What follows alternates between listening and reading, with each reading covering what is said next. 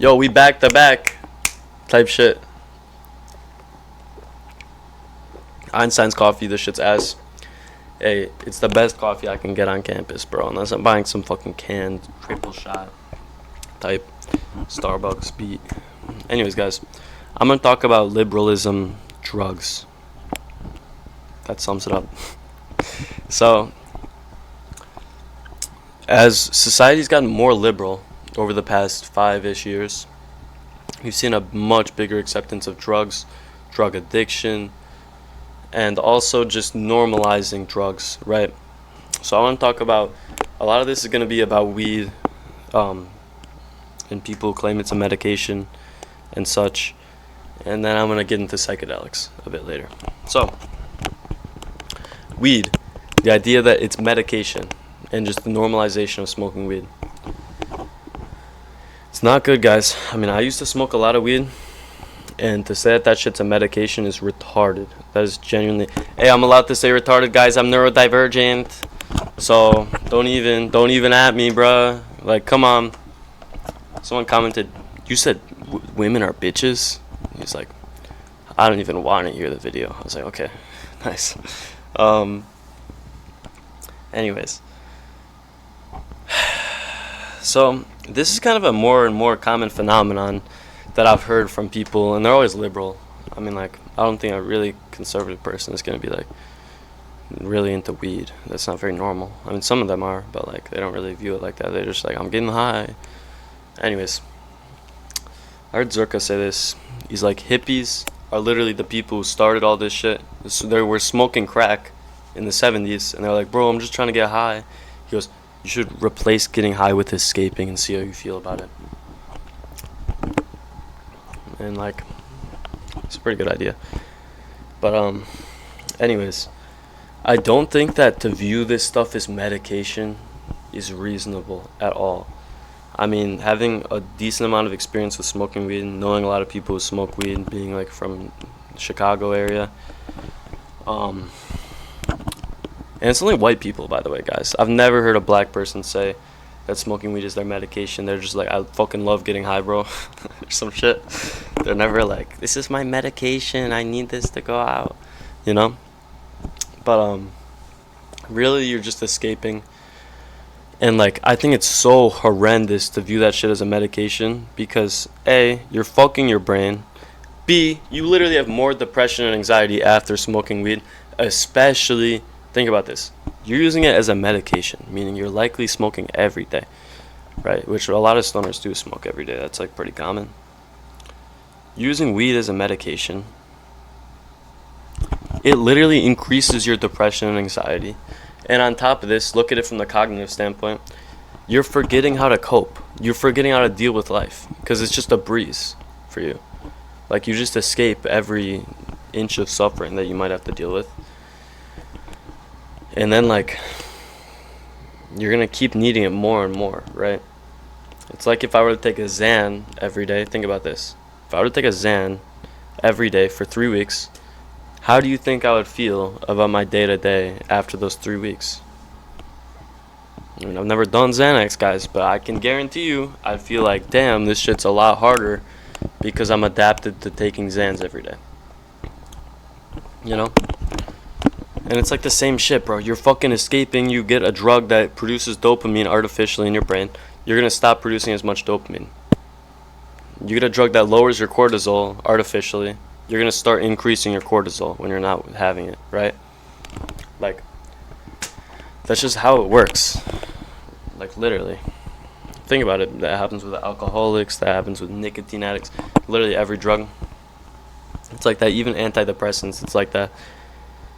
And then on top of this, you have the cognitive aspect. You don't know how to deal with it. Shit's just worse and worse, right? And think about this, guys. Weed is a drug, similar to alcohol, right? I mean, they're not that similar in the effects, but they're similar in the societal use and the way that people look at it and shit, right? It's kind of just becoming normal. If I were to take 3 shots every day before work for my anxiety and say it's my medication, or like 4 or 5, I'd probably have to slowly up it, right? Because tolerance. If I were to do that, would it stop my anxiety? Obviously, yes. I would not have anxiety. But what is that doing to me? Well, I'm gonna become dependent on it. A. B. What am I supposed to do when I don't have it? I'm gonna be fucking tweaking, bro. Be like, damn, this shit sucks. All this, right? And like, honestly, guys, there's a reason that the black community loves weed so much, bro.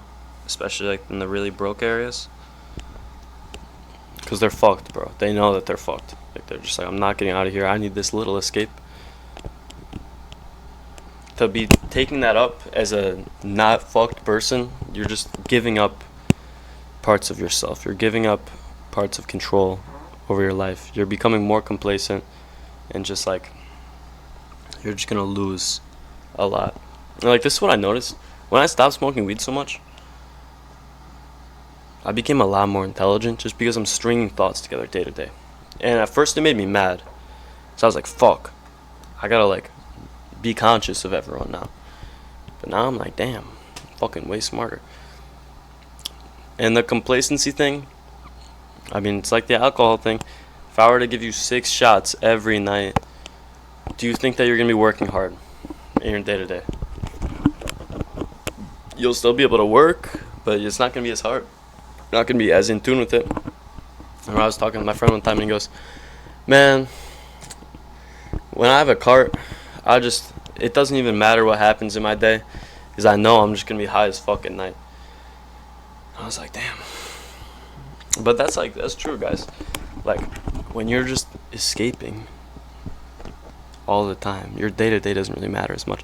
And I think that's why weed has become so popularized and legal now, because there's more and more of a craving for escape, guys. As people are enjoying their lives less, there's more and more of a desire to be out of this, just to be fucking gone, as you could say, you know? And I think that's why it's so popular now. And yeah, like, people smoked weed before, but not like they do today, bro. Not like they do today. I heard someone talking, he's like, I get in a New York cab, bro, and the fucking driver's high as shit. He's like, yeah, I just smoked like 10 minutes ago. Like, it's everywhere, bro. It's literally everywhere. I'd be walking the streets at night, and there's just someone smoking, like, everywhere I go, you know? Like, it was kind of like that before, but it wasn't to this level. You know what I'm saying? So I think that using drugs as a medication, guys, if you're gonna do drugs, it's a fucking fun thing. It's not for medication. Like, what the fuck? Because seriously, just compare it to alcohol. Just compare it to alcohol. It's similar. You get inebriated. It's popular.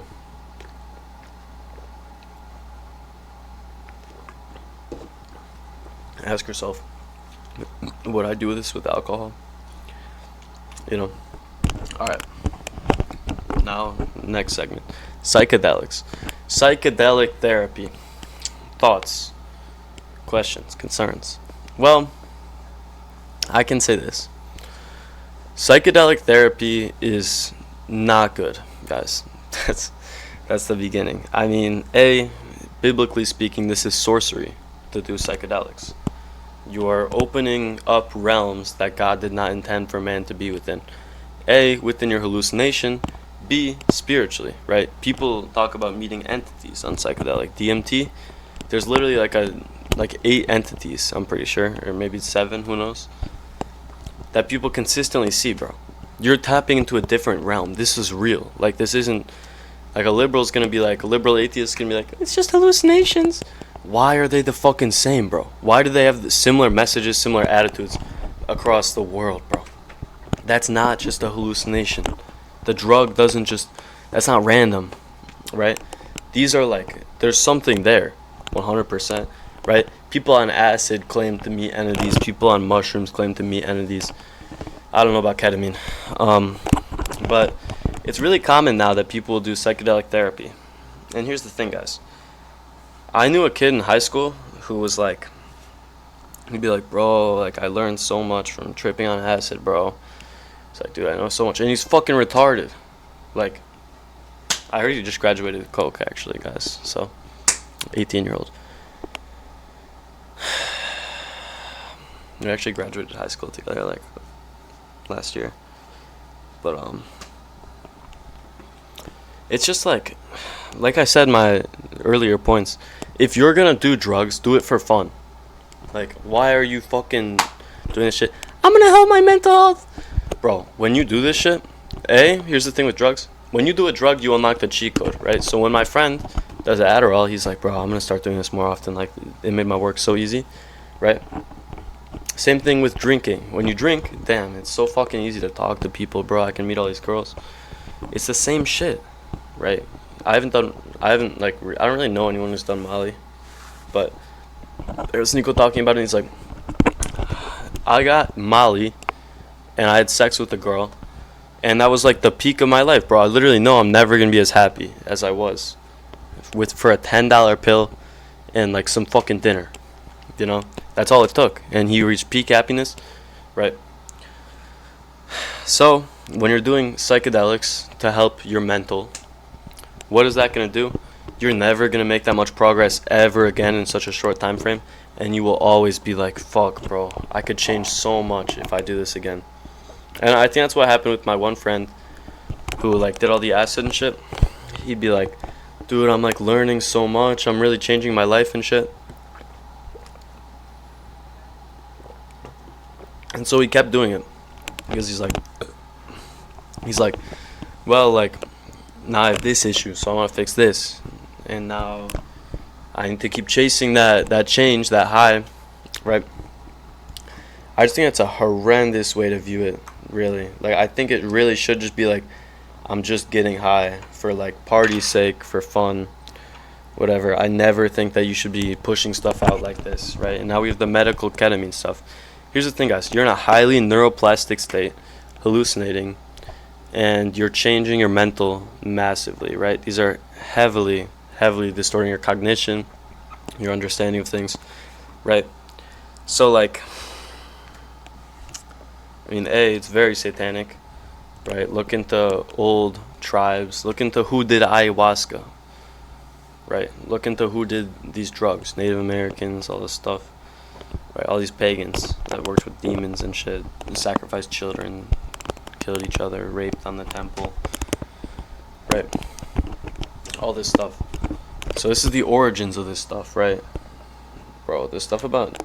Sorry, it's a little bit of a side note, but I don't know if you guys know what Datura is. Datura is a highly dissociative, and no, it's not dissociative. Fuck, what's the word? Oh, deliriant. It's a highly strong deliriant.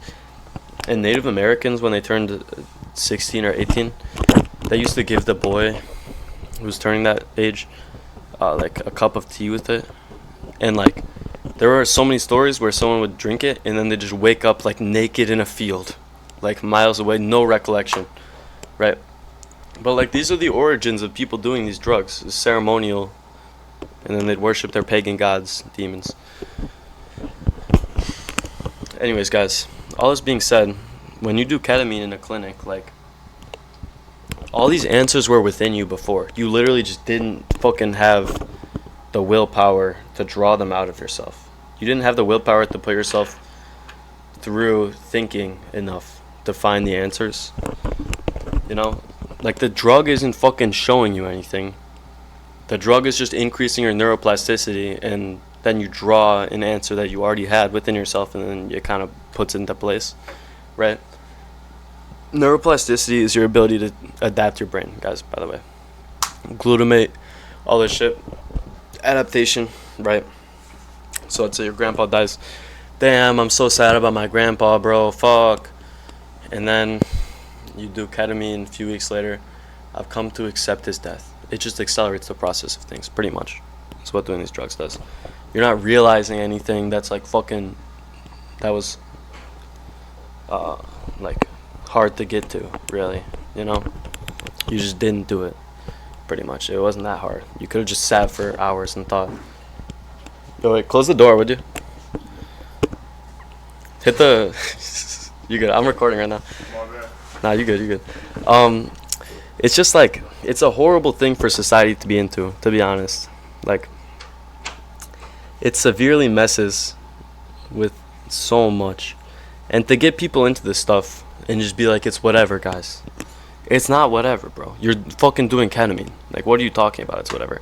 Same with Molly, guys. Molly is the most, what's the word?